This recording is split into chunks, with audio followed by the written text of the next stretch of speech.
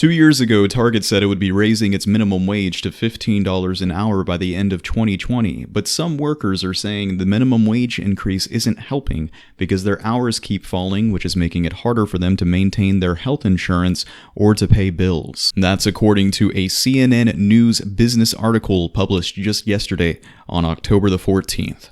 Hold on, wait, back up for just a moment. Do you mean to suggest to me that businesses might try to get around minimum wage increases by cutting hours or trying to automate a little bit faster? Please excuse me for a moment while I express some mild shock. The article states, CNN Business interviewed 23 current and former Target employees in recent months, including department managers, who say hours have been scaled back even as Target has increased starting wages. Many of these workers say the cuts, which come as Target's business is in its strongest position in more than a decade, have hurt them financially. CNN Business agreed to withhold the last names of several of the current employees and the city where their store is located so that they could speak freely.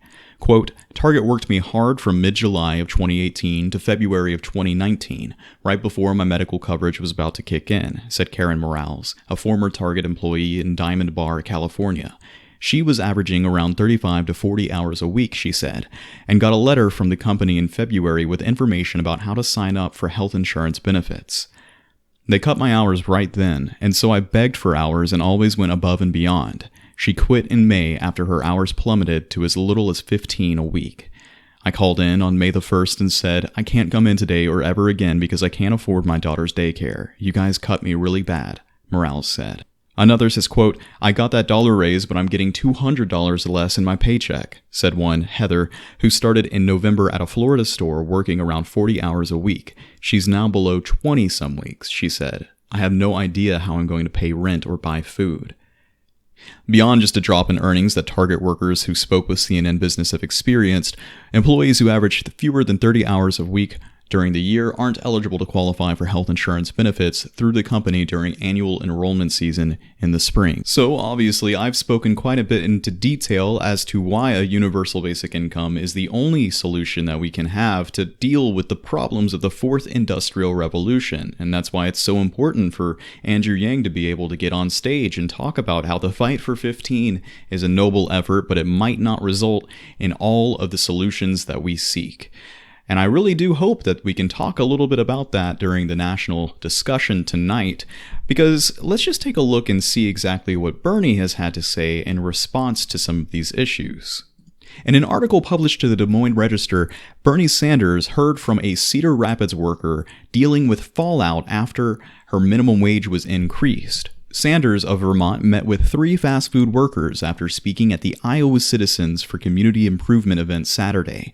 The first one to speak, Cedar Rapids McDonald's employee Kelly Osborne, appeared in a digital ad with Sanders after he joined her on a strike line in June. Sanders said he remembered the hot day. We were bought by new owners, all of the McDonald's in Cedar Rapids, and they gave us all a raise up to $10 an hour, up from $8.25, Osborne said. Then they cut all of our hours. Jesus Christ, Sanders muttered in response. There's no end to the greed, Sanders says. Every time you think you hear of a new low, they go lower.